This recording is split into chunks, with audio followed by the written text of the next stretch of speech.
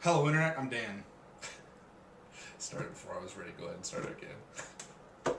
Hello, Internet. I'm Dan. And I'm Chaz, and this is Wine is Serious Business, episode 167. We're here with what we do every year. We're doing the Ken Wright Pinots. We usually check in on every year. We've done this since 2008, right? I think so. We've been at this for a while now. Fourth vintage. That's kind of crazy. Yeah, it's. I want to say that's right. Is it 09s or 08s we started on? I can't remember. I don't remember offhand. I'm not going to go look it up. So, anyway, we've been doing it for a while, and we like to get them right on release, and we're a little late this year, but not nearly as late as we were last year. Very true. But we got some splits, which are perfect size for the show. It gives us a chance to try more of them, I guess, and keeps the cost down for us. Yep. It's nice that he bottles these single vineyard bottlings also in splits, right? You can find them everywhere. Good distribution, so it's nice to have these available. So what are we drinking? Well, I got 4 of them, and we were sitting here talking like, what are we gonna do? We don't want to do a 4-bottle show; it'll get too long. Let's do two bottles and 2 bottles. So we'll have 2 of these back to back. And we thought these were gonna be lighter wines.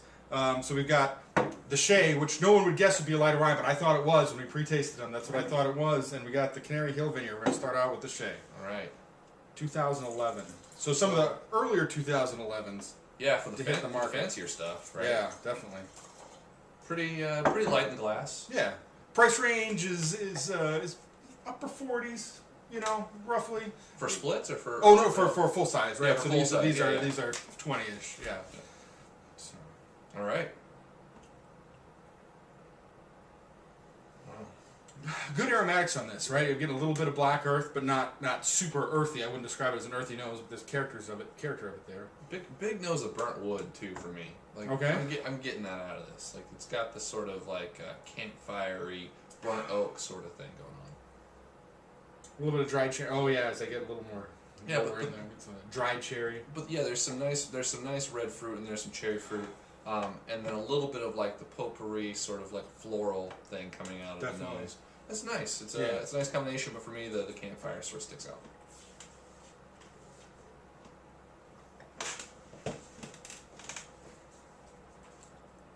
Delicious. Yep.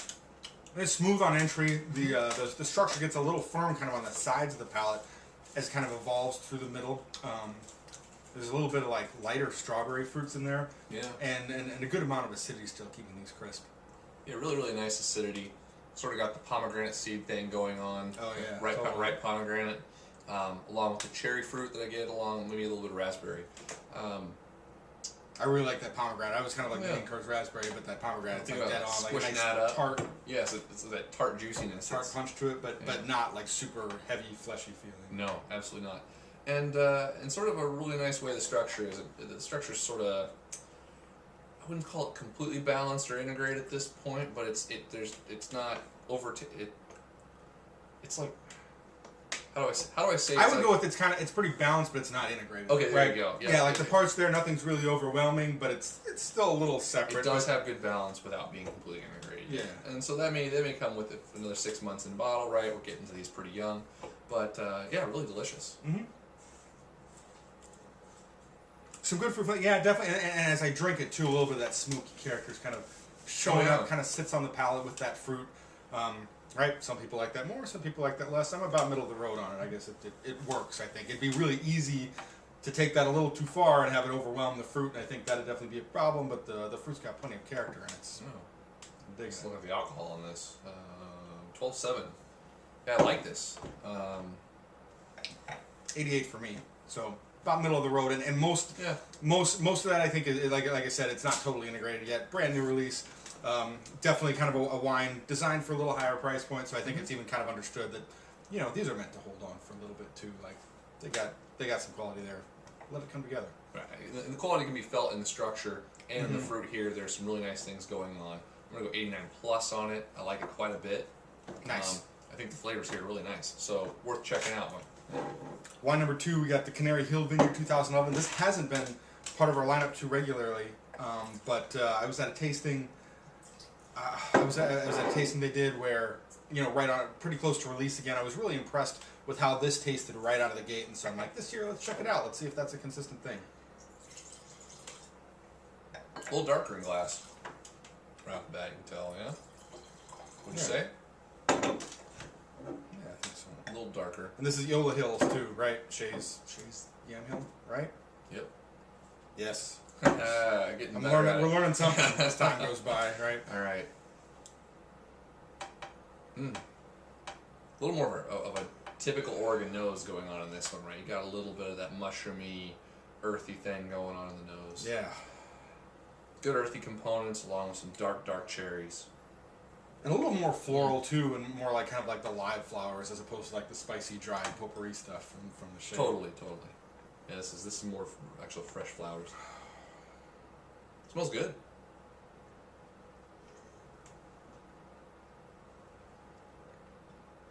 It's a bit more powerful. Whew. Exuberant acidity, man. I really like the texture, right, as it contacts the palate too. I think the tannins are already in a good place right now.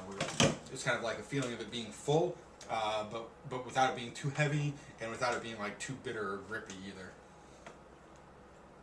Man.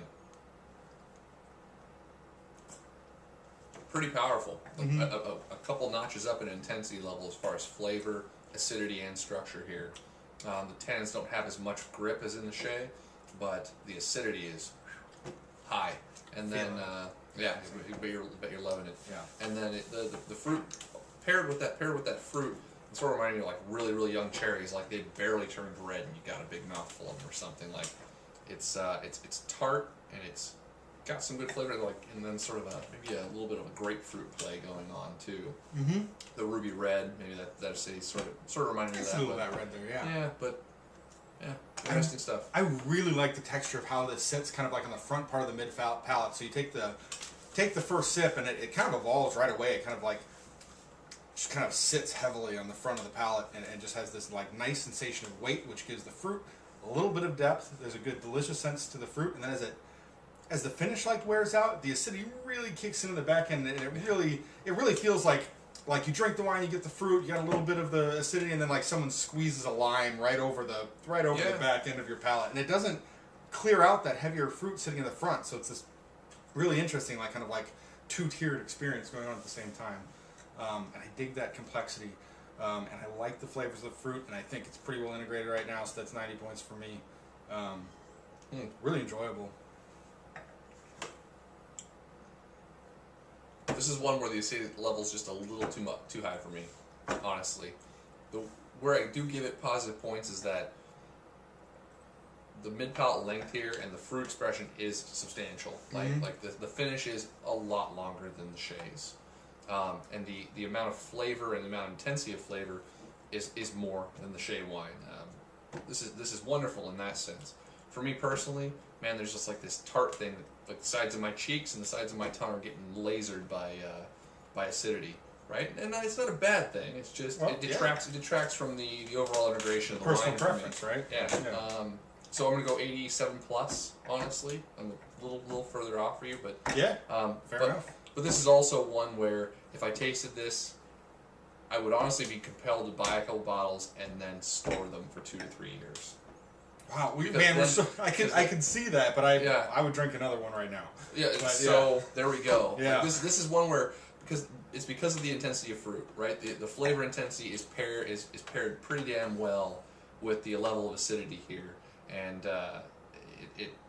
I think it would come together later. But yeah, for Dan, and that makes a super easy question of the day.